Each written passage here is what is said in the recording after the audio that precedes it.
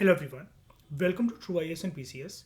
तो दोस्तों, इस लेक्चर के अंदर हम लोग बात करते हैं नेक्स्ट आस्पेक्ट की विद रिस्पेक्ट टू सेंटर और स्टेट्स के लेजिस्लेटिव रिलेशंस। हम लोग यहाँ पर बात करेंगे चौथा आस्पेक्ट जो हमारा रह गया है कि सेंटर का कंट्रोल जो होता है स्टेट लेजिस्लेशन के ऊपर वो कैसा होता है।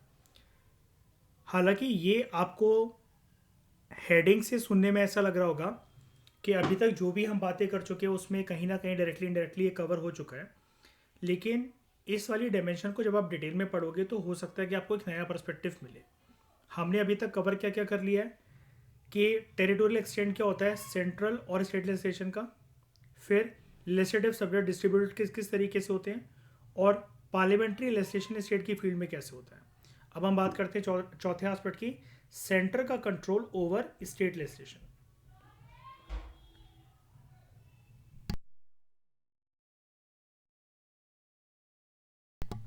तो यहां पर हम देखते हैं centre's control over state legislation.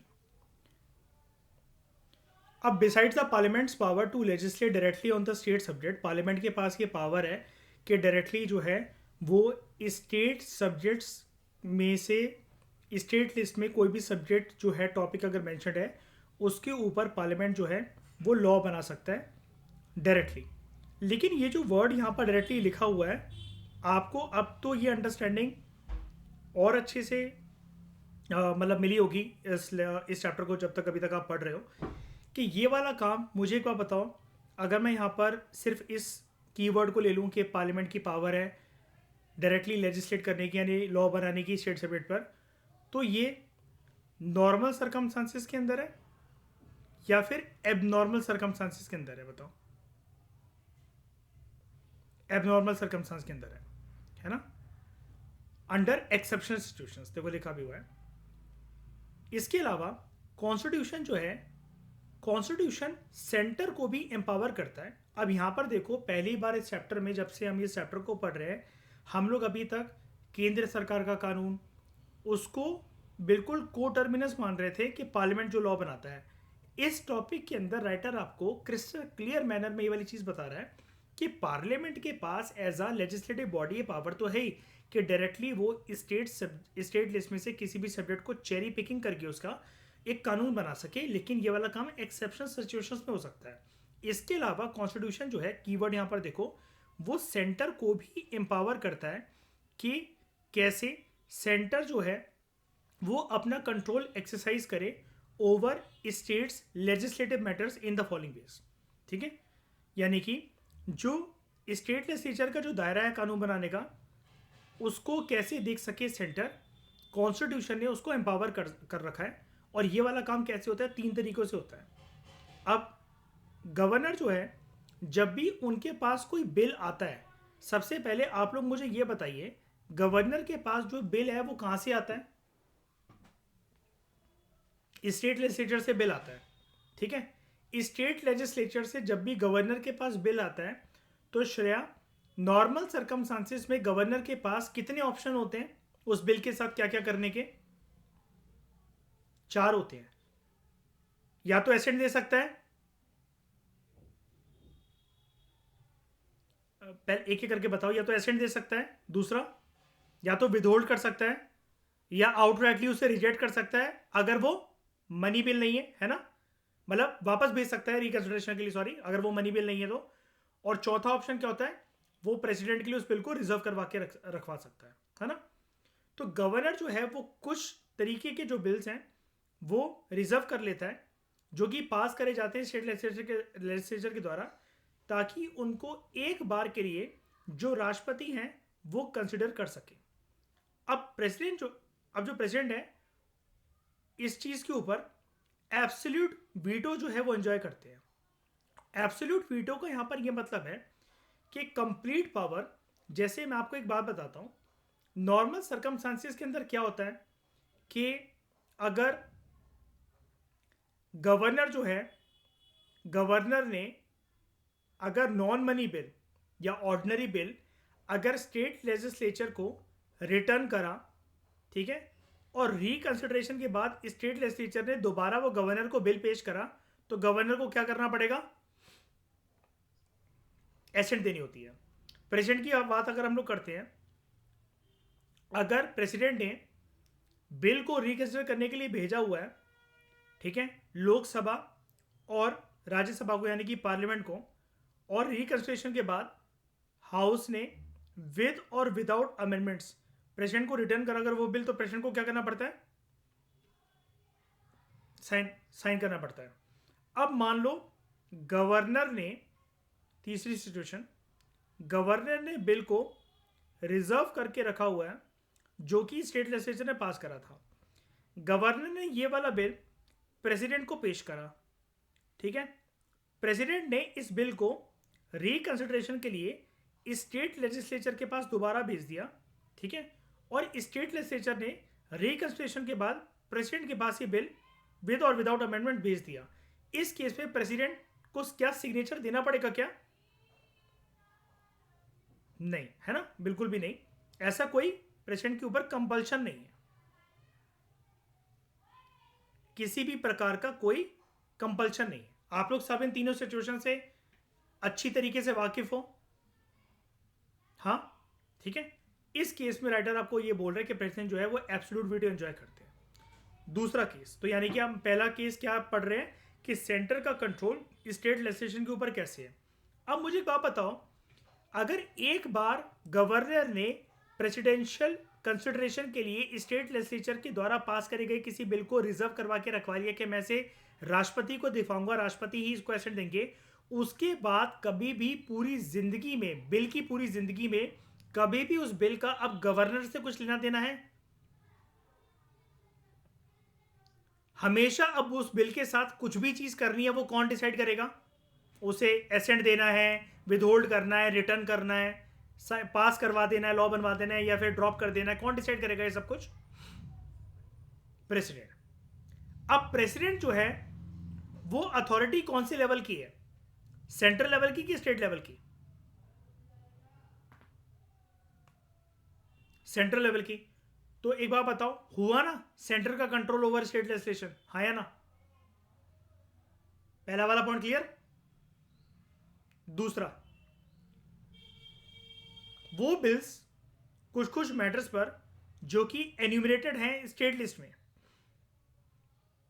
वो सारे बिल्स कुछ मैटर्स पर जो कि स्टेट लिस्ट में लिस्टेड है, ये स्टेट लेजिस्लेचर में ही इंट्रोड्यूस करे जा सकते हैं only with the previous sanction of the president. कुछ बिल्स ऐसे होते हैं जिनका लेना देना ऐसे मैटर्स के साथ होता है, वो मैटर स्टेट लिस्ट में लिखे गए हैं।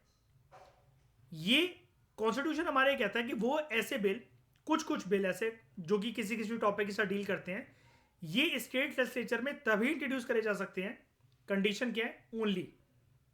और ये ओनली की कंडीशन क्या बनती है? Only with the previous sanction of the president.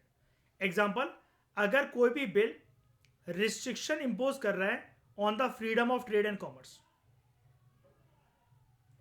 ठीक है, on the freedom of trade and commerce, अगर विधानसभा या विधान परिषद इस प्रकार का बिल लेकर आना चाहती हैं तो उनको पहले प्रायर सैंक्शन, प्रीवियस सैंक्शन लेना पड़ता है, पहले सहमति लेनी पड़ती है राष्ट्रपति से। उसके बाद तीसरा केस, सेंटर जो है वो डायरेक्ट कर सकता है स्टेट्स को, ठीक है, to reserve money bills and other financial bills जो कि स्टेट लेजिस्लेचर ने पास करें for the presidential consideration during a financial emergency. यहां पर जो केस बनता है उसके यहां पर हालात गिवन है कि ऐसा करा जा सकता है फाइनेंशियल इमरजेंसी के टाइम पर।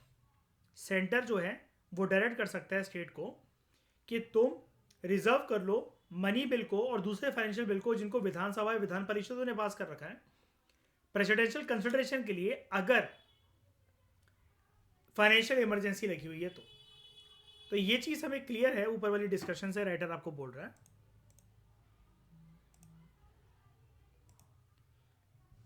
कि कॉन्स्टिट्यूशन जो है it has assigned a position of superiority to the centre. कौन से स्फीयर में? कौन से डोमेन में? लेजिस्लेटिव डोमेन में। इस कंटेक्स्ट में सरकारिया कमीशन का जो गठन हुआ था 1980 के दशक में सेंटर स्टेट रिलेशंस के ऊपर, कब हुआ था? 1983 से लेकर 88 तक सरकारिया कमीशन ने एक बहुत इंपॉर्टेंट ऑब्जर्वेशन, एक प्रकार की टिप्पणी जो है वो पास करी थी इस कंटेक्स्ट में विद रिस्पेक्ट टू सेंटर और स्टेट के लेजिस्लेटिव रिलेशंस। सरकारी कमीशन बोलता है, सरकारी कमीशन ने अपनी रिपोर्ट में बोला जो रूल है, जो प्रिंसिपल है फेडरल सुप्रीमेसी का, ये टेक्निक है to avoid absurdity, resolve conflict और हार्मनी इंश्योर करना केंद्र सरकार के बीच में और राज्य की सरकारों के बीच में। केंद्र सरकार के द्वारा बनाए गए या पार्लियामेंट के द्वारा बनाए गए लॉज और विधानसभा या विधान परिषदों के द्वारा बनाए गए लॉज, अगर हम इस यूनियन सुप्रीमेसी के प्रिंसिपल को एक्सक्लूड कर दें, मतलब ज्यादातर किसकी चलती है, सेंटर की चलती है, इस प्रिंसिपल को अगर हम एक्सक्लूड कर दें तो it is not difficult to imagine its deleterious results, कि इसके बहुत विनाशकारी प्रभाव होंगे। There will be every possibility of our two-tier political system being stultified by interference, strife, legal chaos, confusion caused by host of conflicting laws, must to the bewilderment of common citizen। यानी कि writer आपको यहाँ पर ये बोलना चाह रहे, मतलब सरकारी कमीशन ने आपको ये बोला यहाँ पर, जो उसका टेक्स्ट है उसकी इंटरप्रिटेशन ये है कि देखो जैसे हम कंकरेंट लिस्ट में पढ़ रहे थे कि एक कॉमन टॉपिक है जिसके ऊपर स्टेट ने भी लॉ बना दिया, फिर सेंटर ने भी इसके ऊपर जो है एक नेशनल लेवल का लॉ बना दिया, और कन्फ्लिक्ट के केस में अभी सिचुएशन क्या चलती है कि अगर कन्फ्लिक्ट हो जाए तो नेशनल लेवल का जो लॉ है जो सेंटर ने बनाया है वो प्रिवेल करता है। सरकारी कमीशन का कहना ये था कि अगर हम इसको एक्सक्लूड कर दें तो इसके बहुत विनाशकारी प्रभाव होंगे। ठीक है, इंटरफेरेंस देखने को मिलेगी, सेंटर कुछ लॉ बना रहा है, स्टेट कुछ लॉ बना रहा है, और अल्टीमेटली इससे एक कंफ्यूजन का वातावरण जो है, एक माहौल जो है वो क्रिएट होगा। ठीक है, जहां पर कन्फ्लिक्टिंग लॉज होंगे, अल्टीमेटली सफर करेगा एक आम नागरिक, आम जनता सफर करेगी। वैसे हमारी जो सरकारी कमीशन की बात को हम लोग कंटिन्यू कर रहे हैं, वैसे हमारी जो लेजिस्लेटिव पॉलिसी है वो इंटीग्रेटेड है।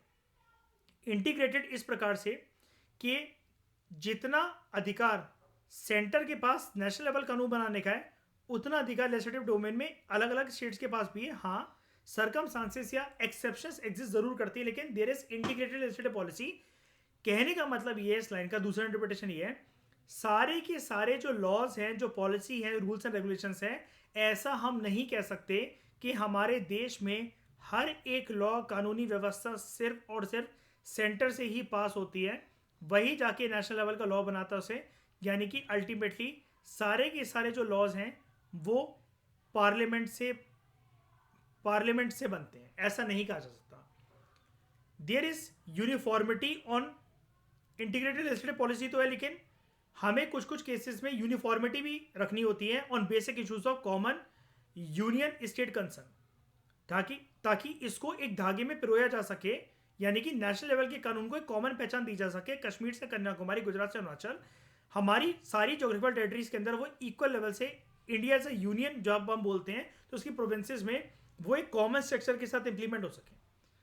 इसलिए बहुत बार ऐसा होता है कि सेंटर के द्वारा, पार्लियामेंट के द्वारा बनाए गए जो नेशनल लेवल के जो कानून हैं वो इसलिए लाए जाते हैं, या हमने जैसे प्रीवियस लेक्चर के अंदर सर्कमस्टांसेस पढ़े थे, राज्यसभा जो है वो रेजोल्यूशन पास करके ऐसा बोल सकता है, 2 या 2 से ज़्यादा राज्य अप्रोच कर सकते हैं सेंटर को, ताकि उनको एक कॉमन पहचान मिले।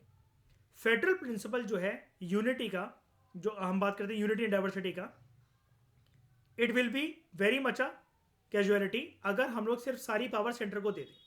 This rule of federal supremacy therefore is indispensable. Indispensable word का मतलब होता है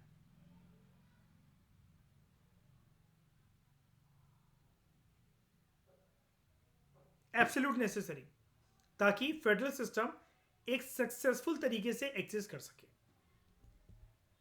ये फेडरल सुप्रीमेसी जो हमने दे रखी है किसको, सेंटर को,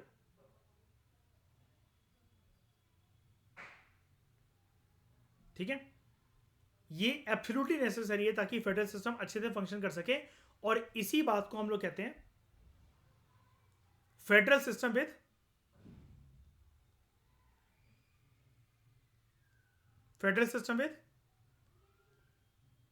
यूनिटरी बायस। ये हमारे फेडरलिज्म का कोर एस्पेक्ट, जिसको हमने लेजिस्लेटिव रिलेशन से समझा सेंटर और स्टेट के। तो ये आपको राइटर बता रहा है कि सरकारिया कमीशन की जो रिपोर्ट है उसके पेज नंबर 2829 पे वाली बात की मैंने।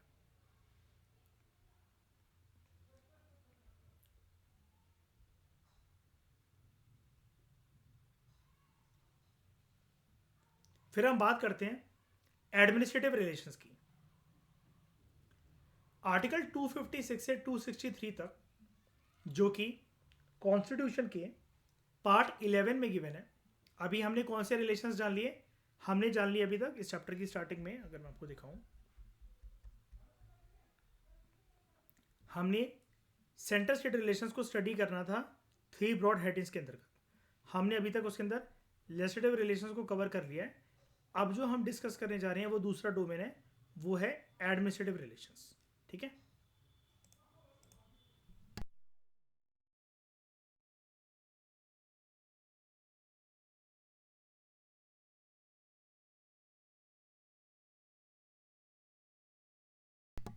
तो आर्टिकल 256 से लेकर 263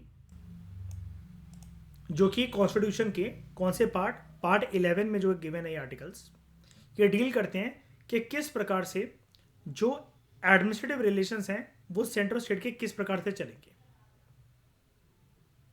और इस मैटर के ऊपर कुछ और भी एडिशनल आर्टिकल्स हैं जो कि इस मैटर के साथ डील करते हैं, लेकिन पार्ट 11 में 256 से लेकर 263 ही आर्टिकल आपको देखने को मिलेंगे।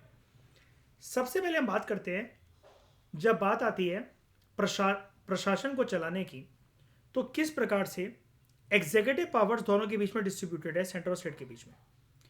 जो एग्जीक्यूटिव पावर है वो सेंट्रल स्टेट के बीच में डिवाइड करी गई है on the lines of distribution, जो है हाँ on the lines of distribution legislative power. जिस प्रकार से legislative power, law making power divided है, उसी प्रकार से सेंट्रल स्टेट के बीच में एग्जीक्यूटिव पावर भी डिवाइडेड है। लेकिन कुछ केसेस में यहाँ पर हमें एक्सेप्शन देखने को मिलता है। ठीक है, तो जो एग्जीक्यूटिव पावर है सेंटर की, ये एक्सटेंड होती है to the whole of India.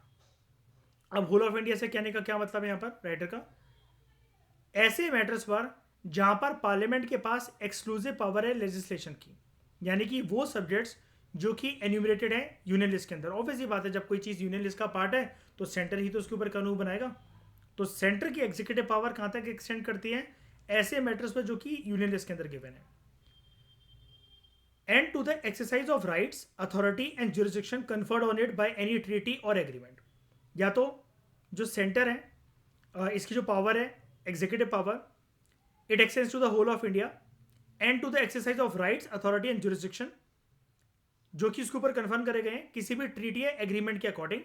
किसी भी ट्रीटी या एग्रीमेंट के अकॉर्डिंग ये बोला गया है कि सेंट्रल गवर्नमेंट ही इसके ऊपर कोई डायरेक्टिव लेगा, कोई पॉलिसी एग्रीमेंट वगैरह उसके ऊपर कोई डिसीजन लेगा। अब बात करते हैं, यहाँ पर हमने एक एस्पेक्ट जान लिया कि सेंटर की पावर, एग्जीक्यूटिव पावर सेंटर की, ठीक है, ये कैसे एक्सटेंड होती है। हमने कीवर्ड जाना, प्रिंसिपल जाना, होल ऑफ इंडिया। सिमिलरली अब हम बात करते हैं कि किस प्रकार से जो स्टेट की जो एग्जीक्यूटिव पावर है उसकी पहचान क्या है। स्टेट की एग्जीक्यूटिव पावर की अगर हम लोग बात करें, जैसा कि राइटर आपको शुरू में बोल रहा था कि उन्हीं लाइन्स पे डिस्ट्रीब्यूटेड है जिस तरीके से लेजिस्लेटिव पावर डिवाइडेड है। तो लेजिस्लेटिव पावर कैसे डिवाइडेड है कि स्टेट जो है वो किस दायरे के अंदर रहकर कानून बना सकता है, जो उसकी अपनी खुद की टेरिटरी हो। It extends to its territory in respect of matters on which state legislature has exclusive power of legislation।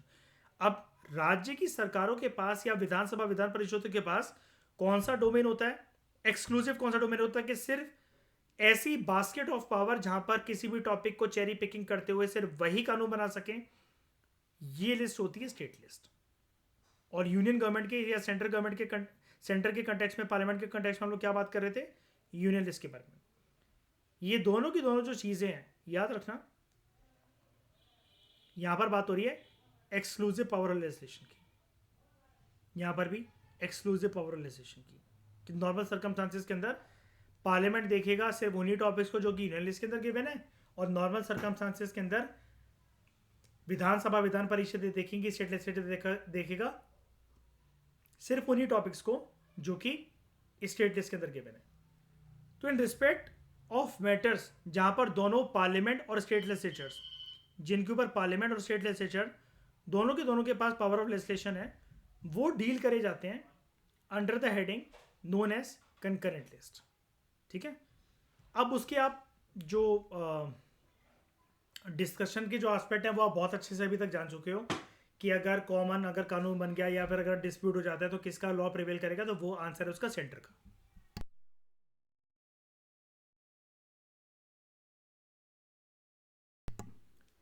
तो जहां पर दोनों पार्लियामेंट और स्टेट लेजिस्लेचर जो है वो कानून बना सकें, वो मैटर्स हैं कंकरेंट लिस्ट के अंदर। जो एग्जीक्यूटिव पावर है, ठीक है, इन दोज मैटर्स जहां पर पार्लियामेंट और स्टेट लेजिस्लेचर के बाद दोनों के पास पावर है लेजिस्लेशन की, तो एग्जीक्यूटिव पावर जो है it rest with the states accept जब एक कॉन्स्टिट्यूशनल प्रोविजन है जो पार्लियामेंट्री लॉ है वो स्पेसिफिकली सेंटर के ऊपर जो है वो पावर कन्फर करे। तो कोई भी जो लॉ है कंकरेंट सब्जेक्ट का, हालांकि though enacted by the parliament it is to be executed by the states. यानी कि यहां पर राइटर आपको ये बोलना चाह रहा है कंकरेंट लिस्ट में जो भी मैटर्स हैं वहां पर सेंटर और स्टेट्स अगर कानून बनाते हैं वो इस प्रकार से कि सेंटर जो है उसने कानून बनाया, ठीक है, it was involve in making of law, it was involve in making of law. तो स्टेट की रिस्पॉन्सिबिलिटी फिर ये रह जाती है कि it should be involve in the implementation, या फिर क्योंकि हम एग्जीक्यूटिव पावर बोल रहे हैं तो यहां पर हम लोग बोल देते हैं इन केस ऑफ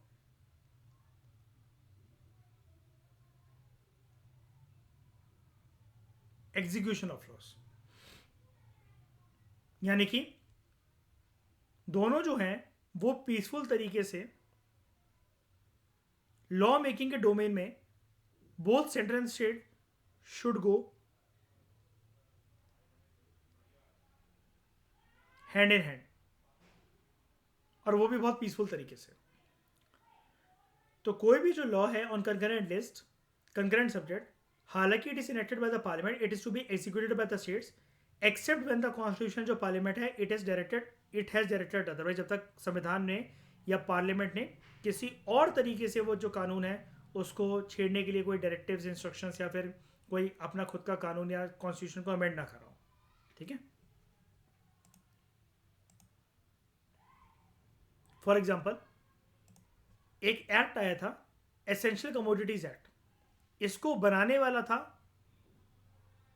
जो बनाने वाली जो बॉडी थी उसका नाम था पार्लियामेंट, और ये कंकरेंट सब्जेक्ट का एक टॉपिक था। लेकिन जो एग्जीक्यूटिव पावर है, ठीक है, it is wasted with the centre, और इसने पूरी बात नहीं लिखी, इंप्लीमेंट ऑब्वियसली बात है, फिर उसको स्टेट से दरखास्त करके इंप्लीमेंट भी करवाया गया था कि स्टेट जो है वो इंप्लीमेंट करें, क्योंकि यहाँ पर क्रिस्टल क्लियर मैनर में लिखा हुआ है कि अगर कोई कंकरेंट इसका कोई टॉपिक है तो it is enacted by the centre parliament and executed by the states. जब तक कोई ऐसी एक्सेप्शनल सर्कमस्टांसेस या सिचुएशन एग्जिस्ट नहीं कर रही है जहां पर कॉन्स्टिट्यूशन जो या जो पार्लियामेंट है इट इज डायरेक्टेड अदरवाइज। फिर हम बात करें obligation of states and centre. Constitution जो है it has placed two restrictions on the executive power of the states in order to give ample scope to the center for exercising its executive power in an unrestricted manner। संविधान ने दो बंदिशें लगा रखी हैं states की executive power के ऊपर, ताकि सेंटर को अच्छा खासा के स्कोप मिल सके, एक विंडो मिल सके कि किस प्रकार से वो अपनी एग्जीक्यूटिव पावर को अनरिस्ट्रिक्टेड मैनर में एक्सरसाइज कर सके। तो जो एग्जीक्यूटिव पावर है हर एक राज्य की, it is to be exercise in such a way, इस तरीके से वो एक्सरसाइज होनी चाहिए ताकि ये इंश्योर हो सके कि पार्लियामेंट ने जो लॉज बना रखे हैं, स्टेट लेजिस्लेचर के द्वारा बनाए गए जो लॉज हैं या जो उनकी जो मतलब लॉज नहीं सॉरी जो जिस तरीके से उन्होंने अपने राज्यों में सेंटर के द्वारा पार्लियामेंट के द्वारा बनाए गए जो लॉज हैं उनको इस प्रकार से एग्जीक्यूट कर रखा है कि they should ensure compliance with the laws made by the parliament, या फिर कोई भी existing law which apply in the state. और अगर ऐसा नहीं होता है तो फिर कौन सा आर्टिकल का हवाला देकर गवर्नर राष्ट्रपति रूल लगा देता है कि पार्लियामेंट्री लॉ का तौहीन कर रखी है, सेम वे में सेंटर के डायरेक्टिव की अवहेलना कर रखी है राज्य की सरकारों ने, सिमिलर वे में उसको इंप्लीमेंट नहीं कर रखा है? कौन सा ग्राउंड गवर्नर तोड़ मरोड़ के इस पॉइंट को लगाकर राष्ट्रपति शासन को इन्वाइट कर सकता है श्रेया स्टेट के अंदर? आर्टिकल 365। ठीक है, ऐसे कनेक्ट करा करो चीज को। दूसरी चीज, फिर से पढ़ो इस लाइन को। जो एग्जीक्यूटिव पावर है हर एक स्टेट की, it is to be exercise in such a way. दो रिस्ट्रिक्शन थी ना इसके ऊपर। पहली क्या हो गई, ये इंश्योर करने के लिए कि ये इंश्योर करना पड़ेगा स्टेट्स को दैट उनके जो लॉज हैं they should show compliance with the laws made by the parliament या कोई भी existing law which applies in the state, and as not to impede or prejudice the exercise of executive power of the centre in the state. यानी कि राज्य की सरकारें या फिर स्टेट लेजिस्लेचर कुछ भी ऐसी हरकत ना करे जिससे ऐसा प्रतीत हो, जिससे ऐसा लगे कि सेंटर के पास जो पावर थी एग्जीक्यूटिव पावर की, एग्जीक्यूटिव पावर जो थी सेंटर के पास स्टेट के अंदर, उसको राज्य की सरकार ने या स्टेट लेजिस्लेचर ने, विधानसभा विधान परिषदों ने इम्पीड करा है या उसके अंदर एक अड़भंगा पैदा करा है। अब ये जो पहला प्रोविजन है ये एक जर्नल ऑब्लिगेशन है राज्यों के ऊपर, जबकि जो दूसरा प्रोविजन है ये एक स्पेसिफिक ऑब्लिगेशन है स्टेट के ऊपर कि उनके ऊपर एक बंदिश है कि आप कैसे भी करके सेंटर की जो एग्जीक्यूटिव पावर है उसको आप हैम्पर नहीं करोगे, उसको आप कैसे भी करके रिस्ट्रिक्ट नहीं करोगे या उसके ऊपर किसी भी प्रकार की बंदिशें नहीं लगाओगे आप। तो ये कुछ इंपॉर्टेंट आर्टिकल्स हैं विद रिस्पेक्ट टू सेंटर और स्टेट के लेजिस्लेटिव रिलेशंस। तो दोनों केसेस में जो एग्जीक्यूटिव पावर है सेंटर की, it extends to giving of such directions to the states, यानी कि जो सेंटर है वो स्टेट को डायरेक्शंस दे सकता है जब सेंटर को लगे कि राज्य की सरकारों को कुछ स्टेप लेने चाहिए विच आर नेसेसरी। और जो सैंक्शन है इनके पीछे, the sanction behind these directions of the centre is cursive in nature.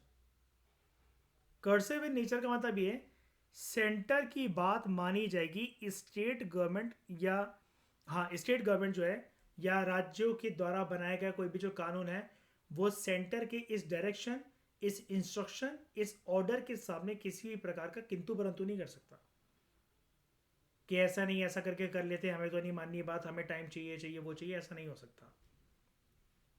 10 article 365 जो है वो ये कहता है where a state has failed to comply with और to give effect to any directions given by the centre, it will be lawful for the president. अगर जैसे हमने अभी ऊपर भी सिचुएशन बनाई थी आर्टिकल 365 की, यहाँ पर आर्टिकल 365 पे ये कहता है। और आर्टिकल 365 क्या होता है, मतलब एक आर्टिकल होता है जहाँ पर गवर्नर जो है वो प्रेसिडेंट को इनवाइट करता है या करती हैं कि आप राष्ट्रपति शासन यहाँ पर लगा दो। तो आर्टिकल 365 ये कहता है जहाँ पर स्टेट जो है वो फेल कर गया, सेंटर ने उसको कुछ डायरेक्शंस दी थी, कुछ डायरेक्टिव्स दिए थे, कुछ इंस्ट्रक्शन दी थी फॉलो करने के लिए, उसको इफेक्ट में लाने के लिए का मतलब ये होता है, जैसे हम इस टॉपिक में पढ़ रहे हैं कि राज्यों के ऊपर ये बंदिशें थी कि वो उसे कैसे न कैसे करके एग्जीक्यूट करें उस कानून को जो कि बनाया गया था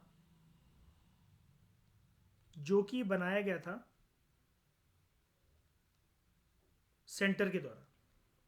तो आर्टिकल 365 ये कहता है जहां पर स्टेट जो है वो फेल कर गया टू कंप्लाई विद और to give effect to any directions given by the centre, ये लॉफुल होगा राष्ट्रपति के लिए to hold that a situation has arisen in which the government of the state cannot be carried on in accordance with the provision of the constitution, कि governor जो है फिर वो इनवाइट कर सकता है राष्ट्रपति शासन को कहते हुए कि राज्य की सरकार अब संवैधानिक प्रिंसिपल्स के अकॉर्डिंग नहीं चल सकती एनी मोर। तो सिंपल भाषा में अगर हम लोग कहें ये एक ग्राउंड है जो कि इनफ है राष्ट्रपति शासन को लगाने के लिए एक राज्य के अंदर अंडर आर्टिकल 356 ऑल्सो। तो दोनों आर्टिकल्स फिर अगर आप कंबाइन करो 356 और आर्टिकल 365 दोनों जो हैं दे आर रिलेटेड टू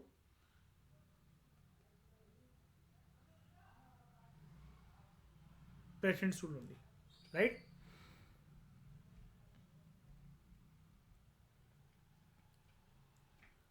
उसके बाद centre's directions to the states.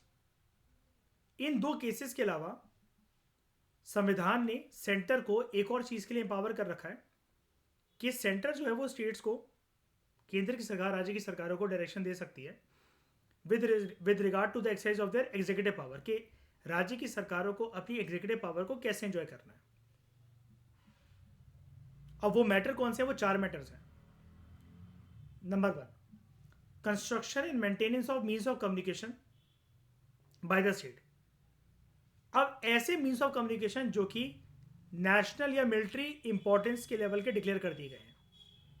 उसके बाद मेजर जो कि लिए जाने हैं for the protection of railways within the state, adequate facilities बनाना ताकि बच्चों को प्राइमरी स्टेज ऑफ एजुकेशन जब वो प्राप्त कर रहे हो तो उनको जो इंस्ट्रक्शन जो मिले, मतलब जो भी उनको पढ़ाया लिखाया जा रहा है वो उनकी मातृभाषा में उनको पढ़ाया जाए। स्पेशली ऐसे बच्चे who belong to linguistic minority groups उस पर्टिकुलर स्टेट के अंदर। ये वाली डायरेक्शन केंद्र की सरकार देगी राज्य की सरकारों को। और कुछ कुछ जो स्पेसिफाइड स्कीम्स हैं ताकि जिससे वेलफेयर हो सके शेड्यूल ट्राइब का स्टेट्स के अंदर, उन स्कीम्स को बनाना और उनको एग्जीक्यूट करना। इसमें एक हेल्पिंग हैंड सेंटर प्रोवाइड करेगा या फिर डायरेक्शन देगा स्टेट्स को कि कैसे तुम्हें इनको एग्जीक्यूट करना है। एग्जीक्यूट वैसे स्टेट ही करेगा लेकिन सेंटर डायरेक्शन यहां पर देगा। अब ये जो एक प्रकार से सैंक्शन है कि केंद्र सरकार की बातों को राज्य की सरकार को मानना ही है, ये चीज सेंटर अपनी मर्जी से नहीं करता है। देखो वो एम्पावर्ड है। एम्पावर्ड, इसको एम्पावर किसने करा? इसको एम्पावर करा खुद संविधान ने। और अगर राज्य की सरकारें ना माने अगर सेंटर की बात, तो यानी कि वो नाइंसाफी अपने साथ नहीं कर रहे हैं, सेंट्रल गवर्नमेंट की अवहेलना नहीं कर रहे हैं। ऐसा मान लिया जाता है कि संविधान और संवैधानिक प्रिंसिपल को वो नाकार रहे हैं, वो उसको ठेस पहुंचा रहे हैं। फिर सेंटर जो है अपने एजेंट का इस्तेमाल करते हुए, गवर्नर का इस्तेमाल करते हुए, या फिर गवर्नर जो है, वैसे ऐसा नहीं बोलना चाहिए मैं कि सेंटर इस्तेमाल करता है गवर्नर का, गवर्नर जो है आर्टिकल 365 और 356 का इस्तेमाल करते हुए फिर प्रेसिडेंट रूल लिखवा सकते हैं। तो ये जो एक प्रकार से जो कर्सिव सैंक्शन है behind the central direction under article 356 is also applicable in these cases. जो हमने ऊपर वाले जो केसेस पढ़े थे जहां पर आर्टिकल 365 लग सकता है, वो यहां पर भी एप्लीकेबल है। जहां पर सेंटर ने कोई डायरेक्टिव दी थी, स्टेट ने उसको नहीं मानी, तो ये चीज यहां पर भी लागू हो जाएगी। और डायरेक्टर हमने क्या पढ़े, वो मतलब सेंटर कब जो है वो राज्य को बताएगा ऐसा करने के लिए, जब बात हो construction and maintenance of important means of communication की, रेलवेज को प्रोटेक्ट करने के लिए क्या मेजर्स दिए गए हैं, मातृभाषा में बच्चों को जो कि लिंग्विस्टिक ग्रुप से बिलोंग करते हैं एक पर्टिकुलर राज्य के अंदर, उनको मातृभाषा के अंदर प्राइमरी स्टेज ऑफ एजुकेशन में शिक्षा मिले, हर कुछ पढ़ाया जाए। और कैसे अगर शेड्यूल ट्राइब जो है उनकी कुछ पॉपुलेशन अगर एक राज्य के अंदर, तो कैसे जो है उनके लिए स्कीम्स बनानी है और किस प्रकार से उनको एग्जीक्यूट करा जाएगा, इस चीज़ का जो निर्देश है वो जारी करेगा सेंटर राज्य को।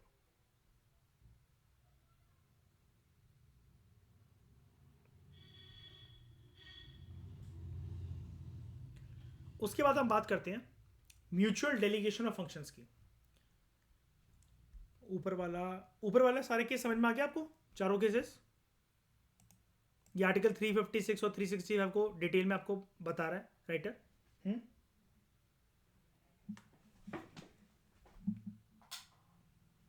किसी को कोई डाउट?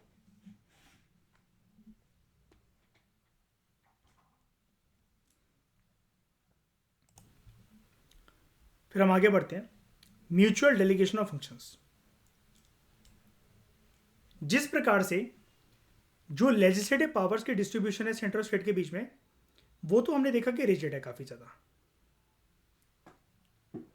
कॉन्सिक्वेंशली सेंटर जो है it cannot delegate its legislative powers to the state, यानी कि जो स्टेट लिस्ट का अगर कोई भी टॉपिक है, ध्यान से समझो,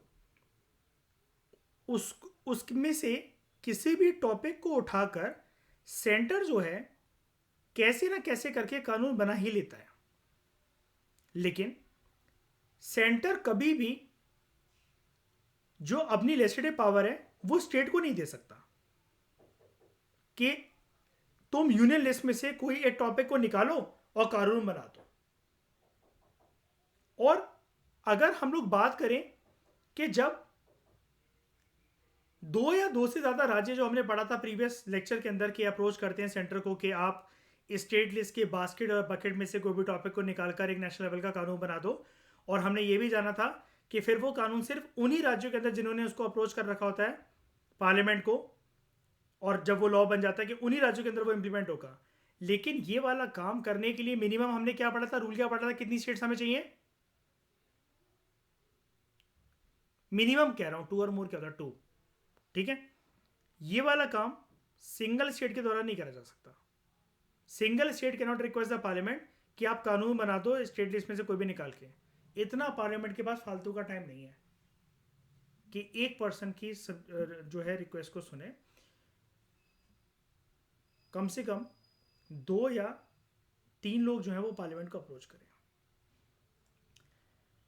the distribution of executive power in general follows the distribution of legislative powers. जो एग्जीक्यूटिव पावर है ये किस प्रकार से डिस्ट्रीब्यूटेड है, डिवाइडेड है सेंट्रल स्टेट के बीच में, ये बिल्कुल पैरेलली वर्क करता है जिस प्रकार से लॉ मेकिंग पावर डिवाइडेड है सेंट्रल स्टेट के बीच में। लेकिन इस प्रकार की जो रिजिड डिवीजन है एग्जीक्यूटिव स्फीयर के अंदर, रिजिड डिवीजन कैसी, स्टेट को ये वाला डायरेक्टिव सेंटर का मानना ही पड़ेगा, नहीं मानोगे तो तुम शिकार हो जाओगे आर्टिकल 356 का, 365 का, यानी कि स्टेट को डराया धमकाया जा रहा है।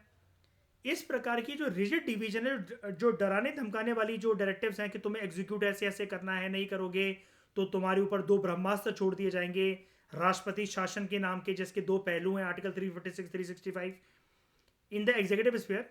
इसकी वजह से कभी कभार ओकेजनली कन्फ्लिक्ट भी हो जाता है सेंट्रल स्टेट के बीच में। तो कॉन्स्टिट्यूशन जो है उसने एक विंडो प्रोवाइड कर रखी है, it provides for inter government delegation of executive functions, inter government delegation of executive functions in order to mitigate rigidity and avoid a situation of deadlock. कि कोई मुद्दा है, डेडलॉक की परिस्थिति क्या होती है, क्या सिचुएशन होती है, कोई भी एक सिनेरियो है जहां से फर्दर प्रोग्रेस पॉसिबल नहीं हो पा रही है, चीजें आगे बढ़नी चाहिए लेकिन वो आगे नहीं बढ़ पा रही है, वो एक चीज अटक कर रह गई है, वो हर्डल जो है काफी भारी है, उसको रिमूव करने में बहुत ज्यादा मुशक्कत लग रही है।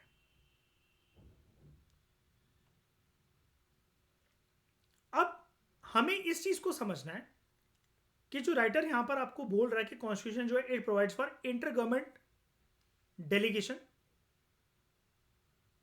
ऑफ एग्जीक्यूटिव फंक्शंस, ताकि एक तो रिजिडिटी को मिटिगेट करा जा सके और दूसरा डेडलॉक की सिचुएशन को अवॉइड करा जा सके।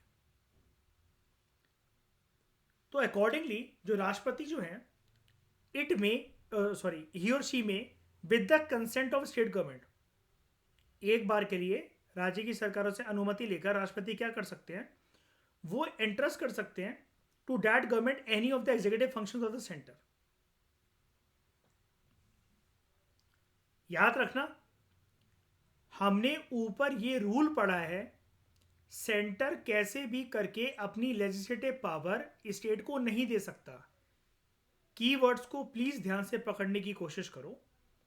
लेजिस्लेटिव पावर नहीं दे सकता सेंटर स्टेट को, लेकिन एग्जीक्यूटिव फंक्शंस, एग्जीक्यूटिव पावर जरूर दे सकता है। और उसके लिए कैसे देगा सेंटर, ये वाला काम कैसे करेगा, राष्ट्रपति जो है एक बार के लिए राज्य की सरकार से अनुमति ले लेंगे और उसके बाद ये बोलेंगे कि अभी तक ये जो चीज एग्जीक्यूट करने की जो पावर है वो सेंटर के पास है, आप कह रहे हो कि सेंटर इसको अच्छे से एग्जीक्यूट नहीं कर पाएगा, आप अपने राज्य की परिस्थिति ज्यादा अच्छे से समझते हो, ओके आपकी परमिशन है इस चीज में, क्योंकि यहां पर कंसिडर किसकी ली जा रही है, राज्य की सरकार की।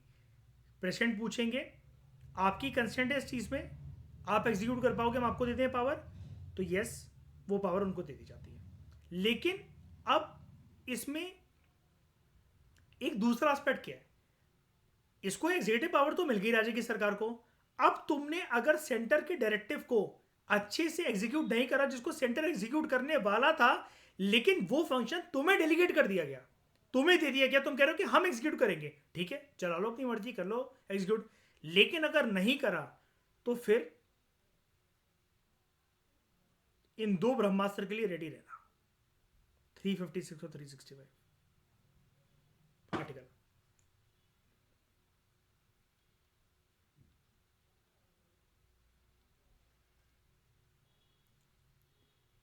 कन्वर्सली अपोजिटली अगर हम लोग बात करें, गवर्नर ऑफ अ स्टेट में with the consent of the central government, एक जो राज्यपाल है सेंट्रल गवर्नमेंट की अनुमति लेकर, याद रखना ऊपर वाले केस में क्या था, राष्ट्रपति राज्य की सरकार की अनुमति ले रहे हैं, कंसेंट ले रहे हैं। दूसरे केस में क्या है, राज्यपाल गवर्नर सेंट्रल गवर्नमेंट की कंसेंट ले रहा है। उस कंसेंट के बाद गवर्नर जो है वो इंटरेस्ट कर सकता है to that government any of the executive functions of the state.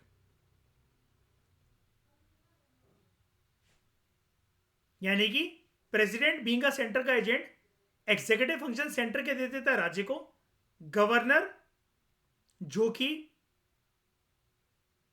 State का हेड है वो राज्य की सरकारों का कोई जो फंक्शन है, जो एग्जीक्यूटिव फंक्शन है, वो सेंटर को दे देता है। कीवर्ड अगेन दोस्तों यही है, यहां पर बात किसी और सिचुएशन में किसी और डायरेक्शन में मत ले जाना अपने दिमाग में, सिर्फ एग्जीक्यूटिव फंक्शन की बात हो रही है। कानूनी प्रक्रिया बन चुकी है, अब उसको एग्जीक्यूट करना है, किसी भी लॉ को, रूल को, रेगुलेशन को सिर्फ एग्जीक्यूट करना है ग्राउंड लेवल पर।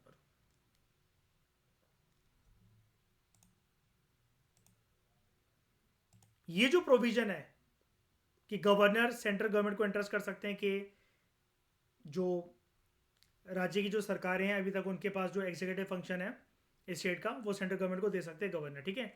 ये जो प्रोविजन है the power of the states to entrust functions to the centre, ये ऐड करा गया था through 7th constitutional amendment act of 1956।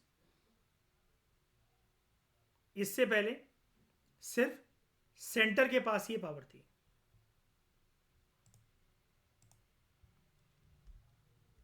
इससे पहले सिर्फ सेंटर के पास ये पावर थी। इसका कहने का मतलब ये है कि जो ये पहला पॉइंट लिखा हुआ है ना कि प्रेसिडेंट जो है वो कंसेंट लेकर स्टेट गवर्नमेंट का जो इंटरेस्ट कर सकते हैं गवर्नमेंट को कि कोई भी जो एग्जीक्यूटिव पावर है वो सेंटर की वो आप इंप्लीमेंट करो। ये जो म्यूचुअल डेलीगेशन है, म्यूचुअल डेलीगेशन मतलब क्या, यहां पर देखो सेंटर की भी सुन ली जाती है और स्टेट की भी सुन ली जाती है। स्टेट का ये वाला काम होता है प्रेसिडेंट की मदद से, सेंटर का ये वाला काम होता है गवर्नर की मदद से, वाइस वर्सा रोल हो जाता है। This mutual delegation of administrative functions ये कंडीशनल भी हो सकता है, अनकंडीशनल भी हो सकता है। कॉन्स्टिट्यूशन जो है वो एक प्रोविजन बनाता है कि कैसे जो एग्जीक्यूटिव फंक्शंस हैं सेंटर के वो राज्य की सरकारों को एंट्रस्ट करे जाएंगे without the consent of that state. देख रहे हो, संविधान एक प्रोविजन बनाता है कि कैसे जो सेंटर के एग्जीक्यूटिव फंक्शन है वो राज्य को दिए जाएंगे। अब ऊपर क्या हो रहा था, हमें क्या बताया गया था, प्रेसिडेंट जो है वो राज्य की सरकारों से पहले एक बार के लिए कंसेंट लेते हैं। देखो मेरे कीवर्ड्स को देखो जो मैंने मार्क कर रखे हैं, कंसेंट लेते हैं राज्य की सरकारों से, उसके बाद देते हैं एग्जीक्यूटिव फंक्शन की रिस्पॉन्सिबिलिटी। लेकिन कॉन्स्टिट्यूशन एक प्रोविजन ये भी बनाता है कि कैसे जो एग्जीक्यूटिव फंक्शन है सेंटर के वो राज्य की सरकार को दिए जाते हैं और राज्य की सरकार से पूछना भी नहीं पड़ेगा, हुक्म जारी करा जाता है कि तुम्हें ये वाला काम इंप्लीमेंट करना ही करना है, ठीक है। और ये कब होता है, centre is empowered to give direction to the states with regard to the exercise of the executive power in the following matters, ये 4 मैटर्स। लेकिन इस केस में डेलीगेशन जो है it is done by the parliament and not by the president. यहां पर क्या था, जब अनुमति लेनी हो राज्यों की कि आपको हम एग्जीक्यूटिव फंक्शन दे दे सेंटर के, आप एग्जीक्यूट कर लोगे इस पर्टिकुलर चीज को, तब प्रेसिडेंट का रोल पिक्चर में आता है। जब सेंटर का कोई भी एग्जीक्यूटिव फंक्शन राज्य के ऊपर थोपा जाता है राज्य की सरकारों से बिना कंसेंट लिए हुए, तब ये वाला काम पार्लियामेंट करता है, ना कि राष्ट्रपति। तो कोई भी लॉ जो कि पार्लियामेंट के द्वारा बनाया गया होता है on a subject of union list, मतलब इसको समझने का प्रोसेस बहुत सिंपल है। ये कब होता है ऐसा काम? कोई भी लॉ जो कि पार्लियामेंट के द्वारा बनाया गया है ऐसे किसी सब्जेक्ट पर जो कि यूनियन लिस्ट में आता है, it can confer, that law can confer power and impose duties on a state or authorise the conferring of powers and imposition duties by the centre upon a state. चाहे state government उसके लिए consent दें अपना चाहे ना दें। क्यों? हमें यार नेशनल लेवल का कानून बना है, पार्लियामेंट ने अगर कोई लॉ बनाया तो ऑब्वियसली बात है वो नेशनल लेवल के कानून बनाए। कुल मिलाकर अगर हम इसको आम भाषा के अंदर समझें और एक शब्द दें इसको बोलने के लिए, तो वो है हमें उस लॉ के अंदर चाहिए uniformity. There should be uniformity of law. ठीक है, हमारे देश में हर जगह इसकी यूनिफॉर्मिटी हो, चाहे आप इसकी बात गुजरात तो अरुणाचल करो या कश्मीर से कन्याकुमारी करो, ये हर जगह पर इसकी सेम छवि दिखनी चाहिए उस लॉ की। तब जाकर जो पार्लियामेंट के द्वारा बनाया गया कानून होता है तो राज्यों के लिए अंडरस्टूड होता है। बेटा तुमसे पूछना नहीं है हमें, तुम्हें ये आंख बंद करके इंप्लीमेंट करना है, क्योंकि नेशनल लेवल से कानून जो बना है तो प्रधानमंत्री, राष्ट्रपति अपने मंत्रिमंडल वगैरह को साथ में लेकर या सेंट्रल गवर्नमेंट के जितने भी एजेंट्स होते हैं उनको लेकर नहीं आएंगे जगह जगह जाकर इसको इंप्लीमेंट करने के लिए। वो तुम्हें करना पड़ेगा और इसके लिए हमें तुम्हारी अनुमति की रिक्वायरमेंट नहीं है। ये वाला केस अगर कोई आपसे पूछे कब बनता है, सिर्फ तब जब पार्लियामेंट जो है वो यूनियन लिस्ट की बास्केट में से किसी एक टॉपिक को निकालकर एक नेशनल लेवल का कानून बनाता है। तो ठीक है, आई होप आप समझ पा रहे होगे। देखो इसकी रिवीजन कर लेना, बहुत सारे एस्पेक्ट्स के बहुत अलग अलग एस्पेक्ट्स हैं। मैं रिपीट कर रहा हूं, बहुत सारे एस्पेक्ट्स के बहुत अलग अलग सब एस्पेक्ट्स हैं। तो आपके दिमाग में खिचड़ी ना पाके इसलिए इसको रिवाइज करते जाना, क्योंकि अगर आप इस चैप्टर में यहां तक अगर आप पहुंच गए, बड़ा है चैप्टर, ठीक है, फाइनेंशियल रिलेशन तक पहुंच गए, अगर आपने रिवाइज नहीं कर रखा तो ये जो टाइम आप बिता रहे हो क्लास में बैठे हो ये सब वेस्ट है, क्योंकि आपको दोबारा फिर मेरे 1.5 घंटे के लेक्चर्स लेकर बैठने पड़ेंगे। ठीक है, तो कोई भी लॉ जो कि पार्लियामेंट के द्वारा बनाया जाता है on a subject of the union list, it can confer powers and impose duties on a state or authorise the conferring of powers and imposition duties by the centre upon a state irrespective of the consent of the state concern. लेकिन ये वाला काम कि जिस तरीके से parliament चौड़ता है कि यूनियन लिस्ट की बास्केट में से कोई टॉपिक को निकालकर नेशनल लेवल का कानून बनवाना और इंप्लीमेंट करने के लिए, एग्जीक्यूट करने के लिए राज्य के ऊपर थोप देना, उनके मत्थे मर देना, ये सेम चीज अगर राज्य की सरकारें सोचे, स्टेट लेजिस्लेचर सोचे कि हम भी कॉलर ऊपर करके ऐसे चौड़ेंगे सेंटर के सामने, हमने कानून बनाया जा इसको इंप्लीमेंट कर, उतनी औकात है नहीं स्टेट लेजिस्लेचर की। Same thing cannot be done by the state legislature. तो from the above it is clear that जो म्यूचुअल डेलीगेशन ऑफ फंक्शंस हैं sorry, it is clear that mutual delegation of जो functions है between center and the state, it can take place either under an agreement or by legislation, while the center can use both the methods। चाहे राज्यों से agreement, मतलब क्या agreement का यहां पर मतलब है कंसेंट। ये लेजिस्लेशन जो है it is understood without consent. लेकिन ये वाला काम होता कैसे विदाउट कंसेंट वाला? यूनियन लिस्ट के किसी भी टॉपिक को निकालकर लॉ बना डालो। ठीक है, while the center can use both the methods, a state can only use the first method। First method कैसे? Only by consent. जैसे यहां पर कंसेंट लेने के लिए कौन आया था पिक्चर में? Governor of a state with the consent of the central government, वो इंटरेस्ट कर सकता है सेंट्रल गवर्नमेंट को any of the executive function of the state.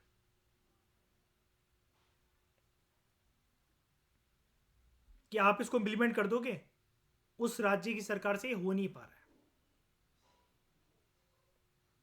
फिर हम बात करें, ये तो सब हो गया कि रिजिडिटी हो गई, एक मतलब सेंटर गवर्नमेंट का ज़्यादा दादागिरी देखने को मिल गई हमें स्टेट के ऊपर।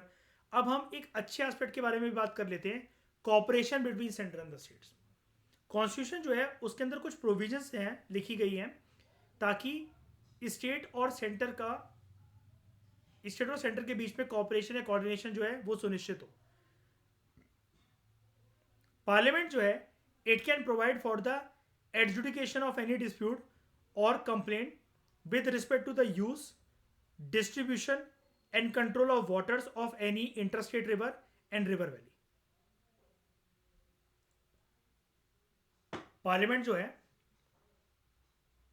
पार्लियामेंट क्या कर सकता है कि अगर कोई भी दो राज्यों के बीच में वाटर डिस्प्यूट अगर है कि कैसे यूज करना है, डिस्ट्रीब्यूट करना है, कंट्रोल करना है किसी भी पानी को दो राज्यों के बीच में या रिवर वैली को लेकर, अगर ऐसा है तो पार्लियामेंट जो है उसका समाधान दे सकता है।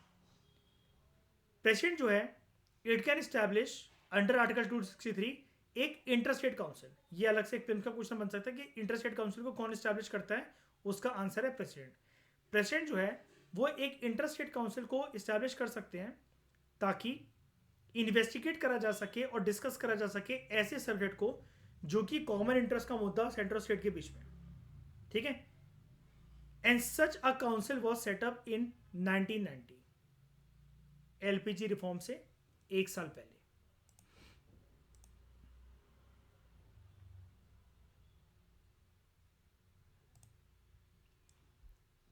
उसके बाद full faith and credit is to be given through the territory of India to public acts, records and judicial proceedings of the centre and every state.